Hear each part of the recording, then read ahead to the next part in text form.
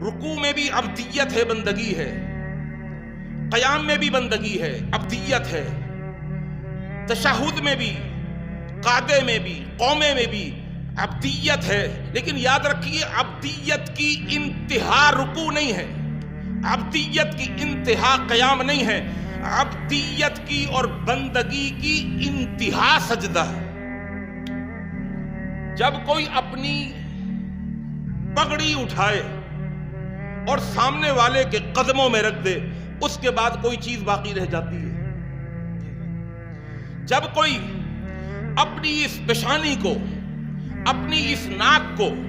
جس پر وہ مکھی بیٹھنے نہیں دیتا،